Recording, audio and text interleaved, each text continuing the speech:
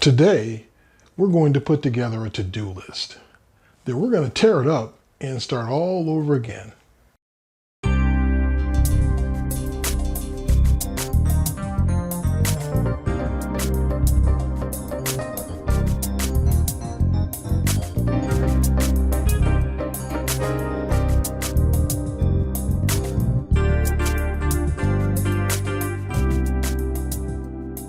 I'm Wayne Stevens, and today we're going to take our time to understand the value of time.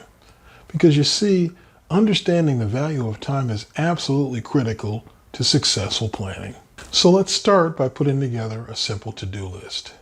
Planning certainly involves itemizing the things that you want to accomplish within a certain period of time. Your list is probably going to include things that you want to accomplish today, tomorrow, this week, and maybe for the entire month, because you can't do everything in one day.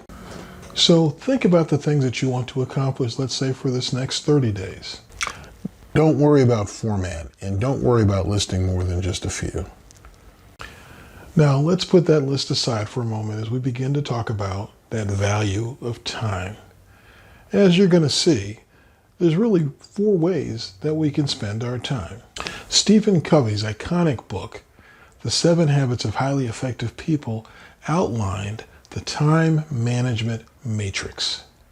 In this approach, there are really 2 factors that categorize our activities at work: urgency and importance.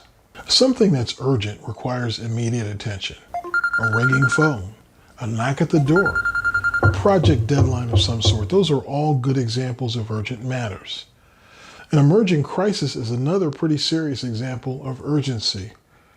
Urgent things tend to be right in your face. They're visible and they require action. Now let's consider importance. Importance relates to results. Important things contribute to our values and to our high priority goals. Urgent things require us to react and to respond immediately sometimes. Important things, however, that are not immediately urgent require us to be proactive. We have to take the opportunity to make things happen. The key point is that we have to have a really clear idea of what really matters, what's important, in order to use our time wisely.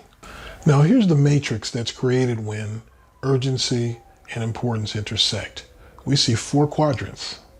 The items in quadrant 1 represent both urgency and importance, and they require immediate attention.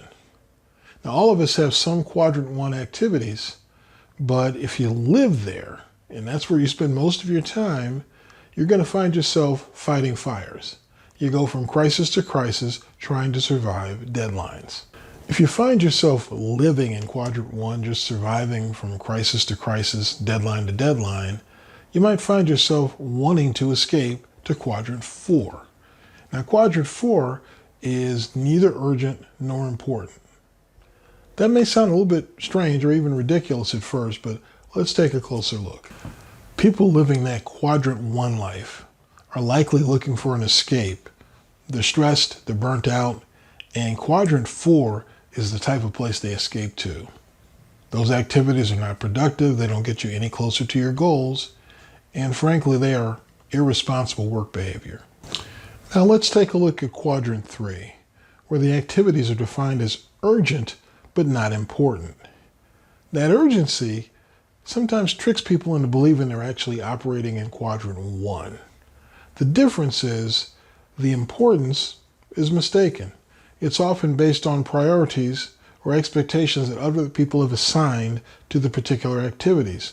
So in a lot of cases, people doing quadrant 3 activities are simply considered spinning their wheels. The common elements of quadrant 3 and 4 is that they are dealing with unimportant things. Spending too much time in either place is unproductive. To be effective in planning and organizing your life, you need to stay out of quadrants 3 and 4 and minimize your time in quadrant 1. Where you want to be is in quadrant 2. That's where you thrive, and you want to spend as much time there as you possibly can. Quadrant 2 is where you work on things that are important but not urgent.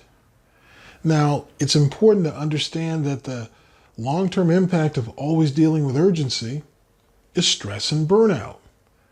Quadrant 2 is where you can conduct your long-term planning, and it's where you thrive.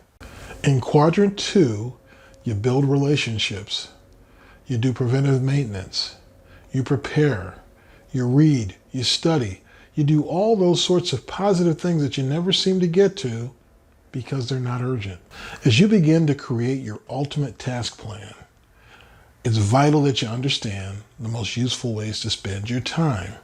Rather than simply creating a to-do list, your knowledge of Quadrant 2 activities is going to allow you to create, essentially, an investment portfolio for your time. Now take a look at the Quadrant 2 activities and think about what your plan for the week or for the day might look like. If you did create that list at the beginning of this video, pull it out and take a look at it again and compare them. Notice any differences? In any case, it's time to crumple up that first list and focus on what you can do to make that new Quadrant 2 based list even better. Planning is both an art and a science. The time management matrix is part of the science of planning that shows you how to wisely use your time to invest in your relationships, your career, and yourself. I hope you enjoyed this video and found it useful. Now that you know more about the planning process and how to get ready to plan, the next time we're going to take a look at some of the tools that can make planning a little bit easier. We'll see you next time.